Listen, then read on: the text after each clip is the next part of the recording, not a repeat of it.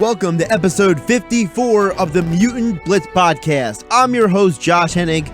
On today's edition of the podcast, we're going to look back on the 2019 Eagles season and ahead to the Seahawks game by discussing the most important Philadelphia Eagle to this franchise's success. Plus, we're going to look into what 2020 holds for Marvel and DC, specifically Wonder Woman 1984 and the Black Widow film, what those films mean to what both studios are going to do with their superhero films moving forward. So let's open up a cold one and get started on episode 54 of the Mutant Blitz Podcast. Topic number one here on the Mutant Blitz Podcast. The Philadelphia Eagles, again, are in the playoffs. 3 straight years, 2 of the last 3 years, winning the NFC East. And I know a lot is talked about Doug Peterson, Carson Wentz, Jim Schwartz, the injuries. There's so many things that go into talking about this football team. But the more I think about it as the days progress after the Eagles have clinched the NFC East, the more I realize that there's one person that we do not talk about enough, that we don't really talk about at all, and that is Jason Kelce. And there's a reason why. It's not sexy talking about offensive linemen. They're not cool. They're not fun. They're not putting up gaudy stats. You can't pick them in your fantasy football league. But Jason Kelce is arguably the most important player in the Philadelphia Eagles franchise. 2019 marks the 5th straight season that he has started every game at center for the Philadelphia Eagles. 2019 also marks his 3rd Pro Bowl selection and could also be another All-Pro selection for him as well. In 2017 and 2018, he was an All-Pro first-team center. First-team All-Pro in the NFL is one of the highest recognitions you can have in the National Football League. And aside from the accolades, you have to look at what Jason Kelce has gone through to get to this high level and what he has done to stay at this high level. Let's not forget that when Jason Kelce came out of college from the University of Cincinnati, he was an undersized center. He was barely 280 pounds. He was not a guy who was physically built for what the NFL was going to throw at him, which is defensive linemen over 300 pounds usually lined up right over him as he's snapping the football. And his first few years in the NFL, he struggled, to be honest. There were games he looked completely overwhelmed by defensive linemen. There were games that he just looked like he was out of his element. He didn't have the right leverage. He didn't have the hand strength on the snap at times. He didn't have the footwork to do it. You knew he had the athleticism and the football IQ to play in the NFL, but you were unsure if he had the physical strength and leverage to do so. Jason Kelce dedicated himself to gaining strength, building muscle, becoming stronger, bigger. And he finally got to that point in 2016 where he really looked like, on the field and off the field, like a high caliber starting NFL center. But there were a lot of questions if he was going to be that guy. His turn to becoming one of the best centers in the NFL came at the same time Doug Peterson came to Philadelphia. And I don't think it's a complete coincidence. When you look at Jason Kelce, you realize this is a guy who put in hours of hard work in the gym, in the film room, with the quarterback to become a better player. You go back to the 2016 season, it was not a great season for the Philadelphia Eagles. With Lane Johnson gone, they had a rough stretch for that 10 games without him. And you saw how much the team struggled without him. And Jason Kelce did everything he could to keep everyone together. But the breaking point was the Cincinnati Bengals game. The Cincinnati Bengals beat the Philadelphia Eagles handily back there in 2016 in NFL Week 13. The score doesn't tell the whole story. That 32-14 score only tells part of the deal. The Eagles had numerous mess-ups, penalties. It just was an absolute mess throughout the whole game. And Kelce took full responsibility after the game. Kelce came out to the media after the game throughout the week and said, I got to play better. We have to be better. We cannot play like that. I cannot play like that if we expect to be an NFL football team. they did not have another bad game in the final 4 weeks after that. And I think Jason Kelce is a big part of that. They lost 27-22, 27-26 the next 2 weeks. And then they won the final 2 games of the season against the Giants and the Cowboys. And a big part of that was Kelce turning the corner as well. And as Kelce turned the corner, Carson Wentz also finished the year on a strong note. So you go into 2017. Jason Kelce has a good year, gets a Pro Bowl nomination. The next year, All-Pro. He got even stronger from 16 to 17. He became even better at the offensive line calls. He had a symmetry no matter who the quarterback was, whether it was Wentz or Foles. It was the same thing in the next year in 2018. Whether it was Wentz, whether it was Foles, Kelce was steadfast. He was resolute. He was a leader.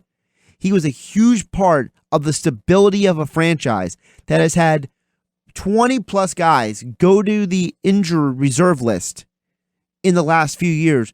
Each and every year, there are guys missing numerous weeks. But yet, Jason Kelce is out there each and every game playing for the Philadelphia Eagles. And again, he was a huge part of their success this year as well, when it wasn't just skill position players, it was offensive linemen around him. There have been numerous guards who have played next to him, not just this year, but the last couple of years, whether it's been Stefan Wisniewski, Isaac Seumalo, whether it's been Matt Pryor, Brandon Brooks, Halapuli Vaitai. No matter who is having to line up next to him, he goes out there and still does his job and helps put the guards and offensive linemen next to him in the position to be successful. And when the offensive line plays well, the quarterback plays better as well. There is no Doug Peterson and Carson Wentz without Jason Kelce, because Kelce, who was an Andy Reid draft pick, by the way, has the football IQ, the work ethic, and the durability that has stabilized a lot for this offense. And when the offense isn't even playing well as a whole, he himself is still doing his job. He himself is still making the right line calls. He himself is still going out there, busting his tail, putting in the best effort week in and week out, trying to get the guys motivated, keeping the guys trying his best to keep them focused. I always tell people that we put too much value on the quarterback, and I get yelled at by a lot of people on 97.3 ESPN about this. But you can't convince me otherwise. At the end of the day, if the offensive line doesn't block and the receivers don't catch, the quarterback is useless. He is. There's only so much a quarterback can do if the talent around him is either unable to do their job or not good enough to play with him to help the team be successful. So when I look at the Philadelphia Eagles and who's the most important player in the Philadelphia Eagles, a lot of times we would say Lane Johnson because how poorly they played in 2016. And the fact that over the years, the Eagles have a losing record without Lane Johnson on the field. But as time is going on, the more I think about it, the more I realize that Jason Kelce is the most important guy. Can you imagine where the Eagles would be on protections, on snap counts, on everything if it wasn't for Jason Kelce out there week in and week out playing all these snaps, all these games, the durability. The guy's 32 years old now. And he's having another great season. And watch when they play the Seahawks. Watch every Eagles game a little closer next time on the offensive line and realize that Kelce is almost always making the right play, the right line call. Yeah, no one's perfect. Obviously, he's not going to be 100% perfect every time. But 9 times out of 10, Jason Kelce is having a huge impact on the game that gets overlooked because he's not on your fantasy football team. Topic number 2 here on episode 54 of the Mutant Blitz Podcast.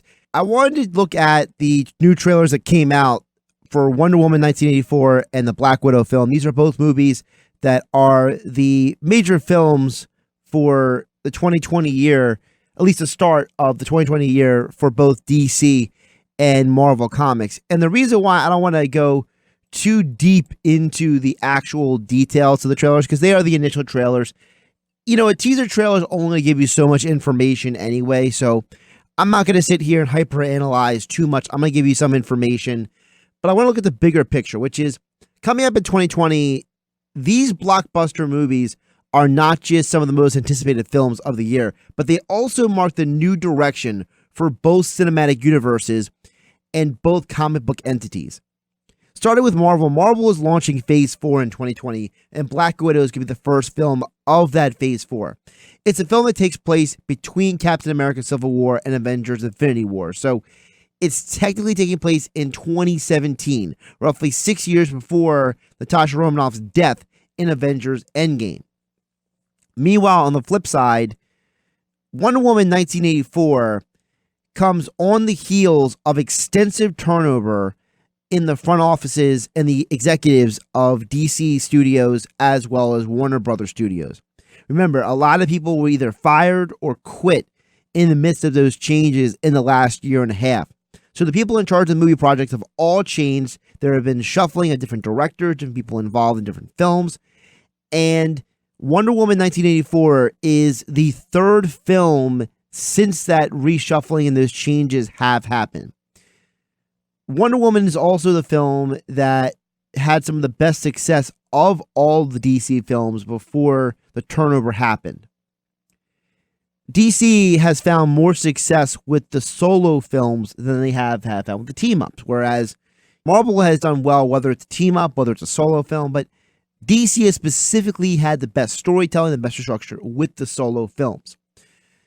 Both of these films are two very different stories and two very different elements in terms of their cinematic universes and in terms of what DC and Marvel are trying to do. Remember, DC lost a lot of money on the Justice League and on Suicide Squad for two very different reasons.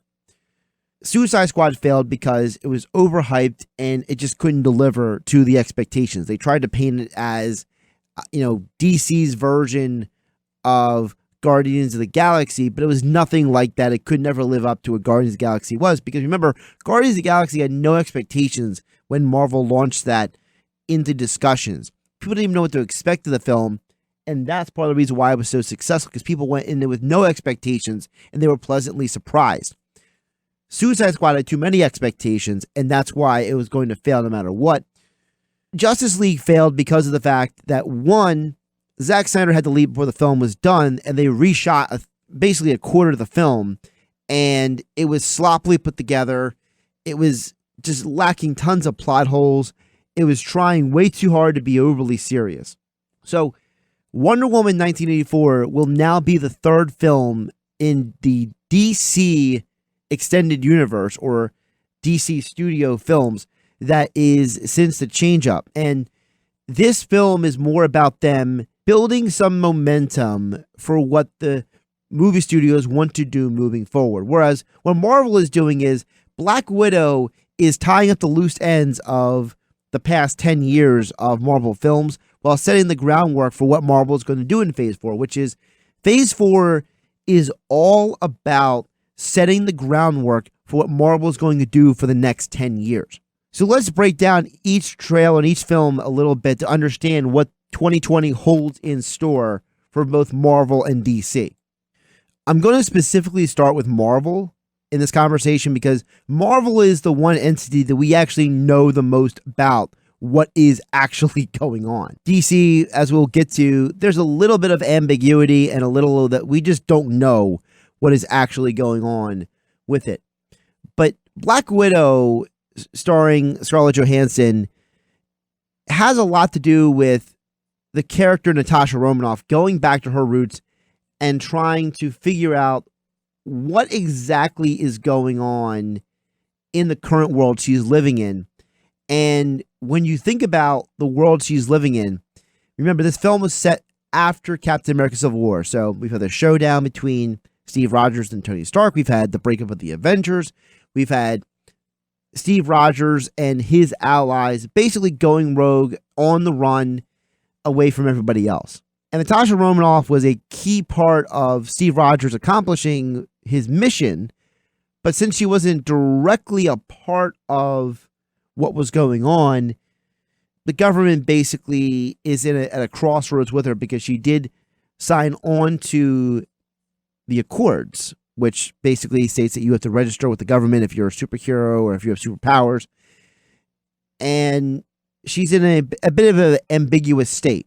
What the trailer does is it sets out to explore not just Natasha Romanoff's past, but also tie together a lot of the storylines that led up to her appearances in Iron Man 2 and in the original Avengers. Because Phase 4 is directly connected to Disney Plus movies and TV shows, there's a lot of groundwork that's going to be done in Phase 4. And what Black Widow is going to do is bring a little clarity to what is going on moving forward. So when you watch Disney Plus shows like Falcon and the Winter Soldier, WandaVision, also movies such as The Eternals, Shang-Chi, Thor, Love and Thunder, this is all setting a new groundwork for a world after Avengers Endgame. Spider-Man Far From Home was the direct aftermath of Avengers Endgame. So basically, Avengers Endgame happens, and then you have Far From Home. What the rest of Phase 4 is going to do is explore what is a world after Avengers Endgame like. For example, Avengers Endgame is technically 5 years after Avengers Infinity War, when it ends. So technically, we are 5 years into the future. What is that like? What does that look like? How does that impact everyone? And then you see Falcon and the Winter Soldier, a show that has to do with Falcon was giving Captain America's shield. Now what? A movie like The Eternals has a lot to do with the mythology and the history of the Marvel Cinematic Universe on a cosmic and global scale. You're introducing new characters such as Shang-Chi into the mix. You have all these different elements coming up for Phase 4. So Black Widow is chapter 1 of this new era of Marvel movies, while also building on the previous 10 years. When you look at Marvel's plans moving forward, Black Widow is going to be the first film to come out in 2020. It is set to debut May 1st, 2020. Now, there's some rumors that could be pushed back a week for its release date. Not 100% sure of all the details on that, but that's currently a rumor. But right now it's expected for May 1st, 2020. Following that will be the movie Eternals, which digs into basically a deeper history of the Marvel Cinematic Universe and is really going to change a lot of what we know about Earth's place in the cosmos of the Marvel Cinematic Universe. Those are the two main films of 2020. And then, as I mentioned, Falcon and the Winter Soldier, that's going to be also directly a follow-up on Avengers Endgame, as well as probably factoring some elements of Black Widow. And Black Widow is going to be a movie that deals with two specific things that we cannot overlook. One, Natasha Romanoff's past, as I mentioned, but also two, where does Russia fit in the Marvel Cinematic Universe? We've spent a lot of time when watching Marvel movies in everywhere that's not Russia. So we've spent a lot of time in America. We have spent time in Wakanda. We have spent time in Sokovia. We have spent time in these other places, but we have not spent time in Russia. And Russia has a major position in Marvel history, a major place in the history of what Marvel storytelling is. So you're introducing characters like Yelena Belova, who is another Black Widow coming from the same school that Natasha Romanoff came from, where she got her training. We're going to be introduced to Milena Voskov, who is another highly trained assassin. We're going to be introduced to Red Guardian, Alexei Shostakovich, who's going to be played by David Harbour. And the idea is that all of these characters are older, all of these products of Russia and their basically attempts to counter what the rest of the world is doing in terms of espionage and in terms of Cold War, post-Cold War, heroes, assassins. And there's a lot of parallels in that way. And we don't know a ton of information yet, but what we do know is that the primary villain of the movie is going to be a very famous villain known as Taskmaster. And they're going to tie in Taskmaster to these characters. And we're not 100% sure how the tie-in is going to be, but I feel pretty comfortable saying that if you're including Taskmaster into a movie that deals with Russia and assassins and the USSR version of Captain America and Red Guardian, Taskmaster is probably going to be a villain that is probably going to have other connections to other stories and other elements of the Marvel Cinematic Universe. In the comics, Taskmaster is one of the most dangerous people in all of Marvel Comics, in that Taskmaster's ability is that Taskmaster can mimic and copy anyone's fighting style and can counter it and basically go strike for strike, blow for blow with anyone. He can find a weakness in anyone's fighting style. So for Taskmaster to be in this film says that we're going to deal with a lot of espionage. We're going to deal with a lot of, reveals when it comes to the history of the MCU in terms of Russia and its relation to the rest of the world. When you flip it over to Wonder Woman, remember, 1984 for Wonder Woman is more than just an era film. It's a direct sequel to the first Wonder Woman film, while staying away from the pitfalls of movies like Justice League and Suicide Squad. This film looks to directly build what has already been brought, bringing back the same director, the same storytelling, and a lot of the same elements. Remember, when you factor in adjusted gross, the first Wonder Woman film is actually one of the highest grossing DC films of the last 15 years.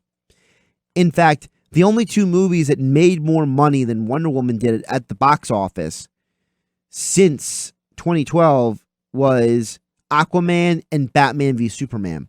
And realistically, Batman v Superman barely edges out Wonder Woman in terms of box office sales.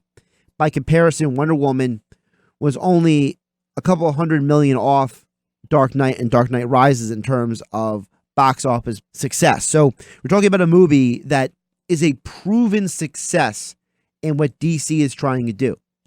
And for 2020, DC is being very balanced in what they're doing. They're only coming out with two movies. They're coming out with the film Birds of Prey and with Wonder Woman. And Birds of Prey is supposed to set some groundwork for the reboot of Suicide Squad that DC is doing, but also following up on a character that is very popular, Margot Robbie's portrayal of Harley Quinn. Wonder Woman is the more bigger picture film, and this movie is set to come out in June 5th, 2020. Now, unlike Marvel, I am going to say that it's pretty safe to believe that that movie will come out on schedule.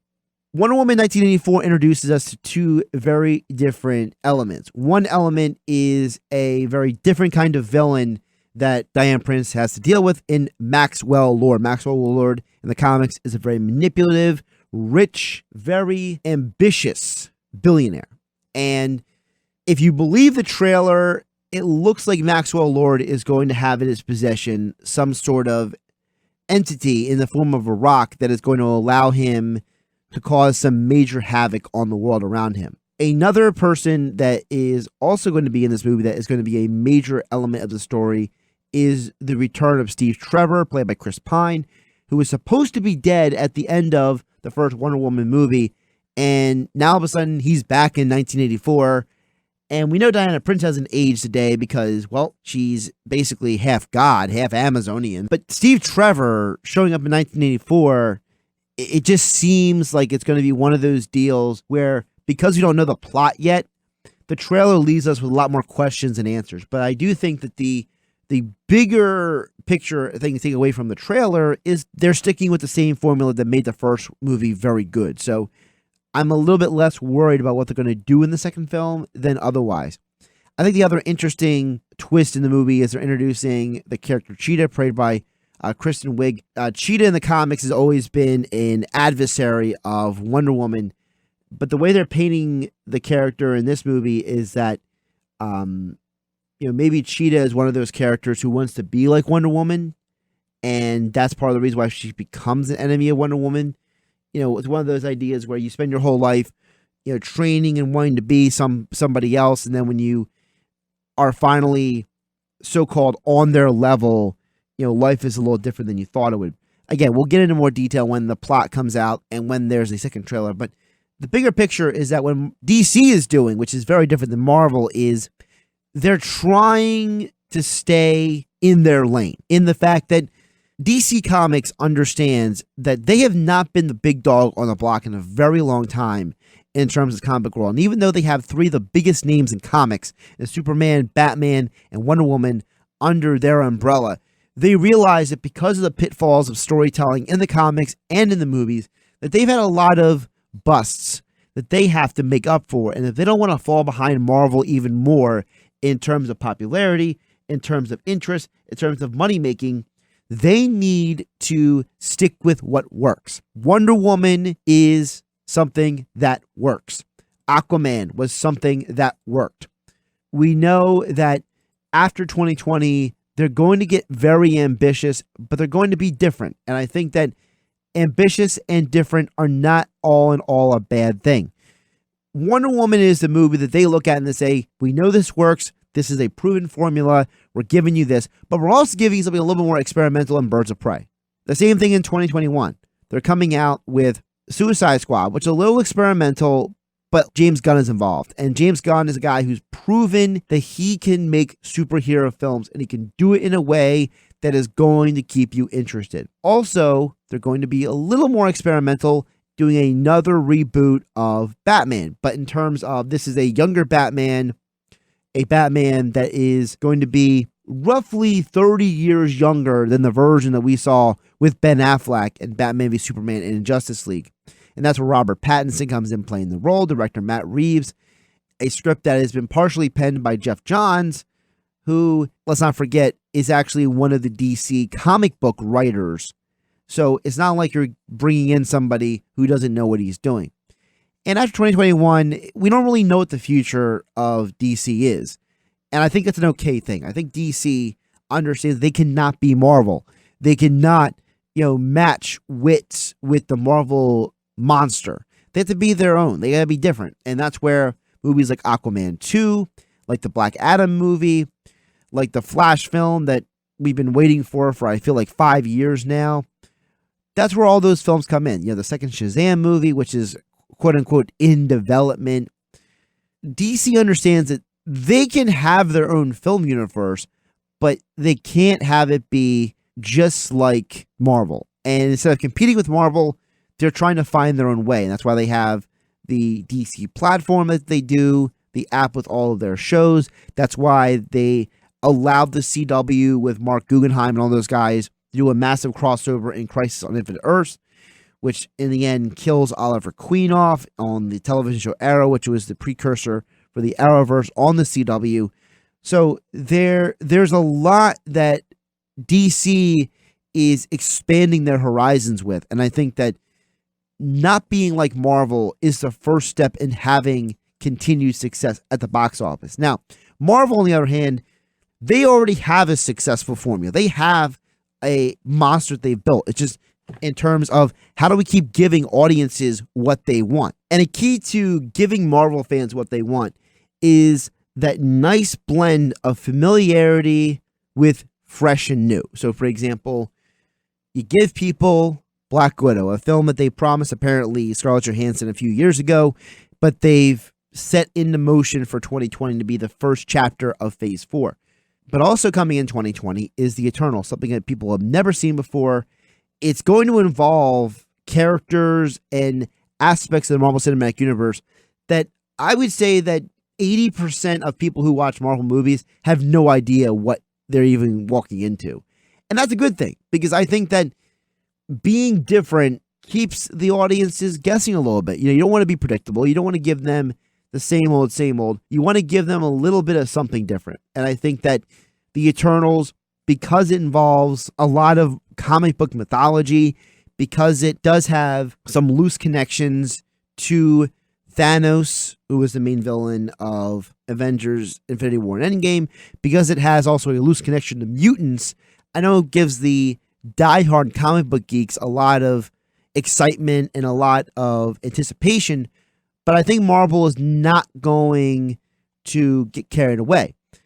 I think Marvel's also showing you that they're doing a lot of throwbacks to the 1970s. They're bringing in Shang-Chi in 2021. They're bringing in Doctor Strange in the Multiverse of Madness.